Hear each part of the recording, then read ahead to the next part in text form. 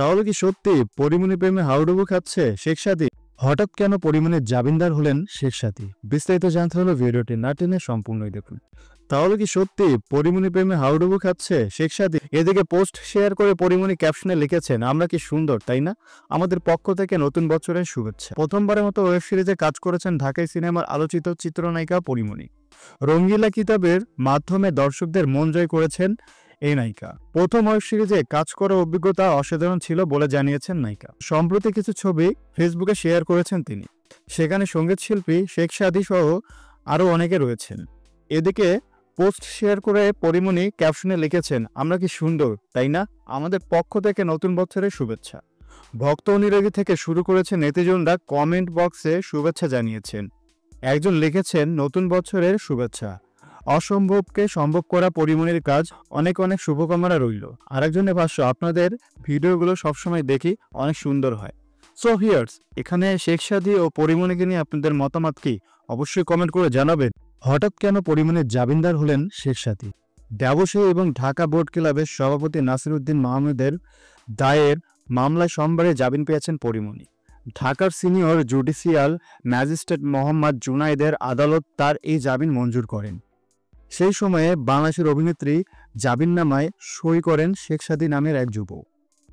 পরিমণির আইনজীবী নীলাঞ্জনা রিফাত সুরভি জানান, ওই জামিন পাওয়ার জন্য আইনজীবী জামিনদারের পাশাপাশি স্থানীয় এক জামিনদারের দরকার হয়।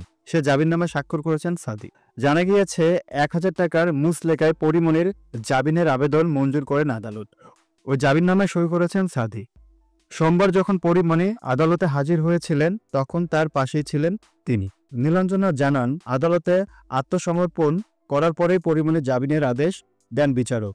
তারপরেই ওই জামিননামা লেখা হয়।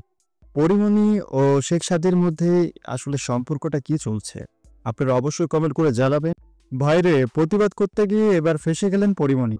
সম্প্রতি সোশ্যাল মিডিয়াতে একটি পোস্টের মাধ্যমে পরিমণি বলেন, যে যা মন চায় করুক, যা মন চায় ভাবুক, এসব নিয়ে আমি কিছু ভাবতে চাই না।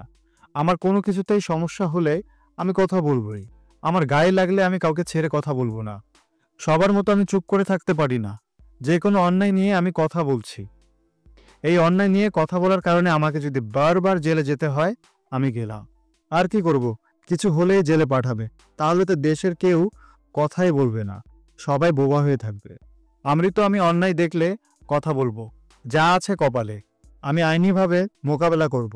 জামিনের জন্য আবেদন করবেন আমার আইনজীবী। এই পোস্টের উদ্দেশ্যে আমার কিছু কথা। আপা, আপনাকে কেউ পোস্ট করার জন্য গ্রেপ্তার করছে না। 2022 সালে আকাম কুকাম করেছেন, তার জন্য গ্রেপ্তার করছে। পাবলিককে বোকা মনে হয় আপনার? এসব পোস্ট করলেই সবাই সহানুভূতি দেখাবে, এটা কিভাবে চিন্তা করলেন আপনি?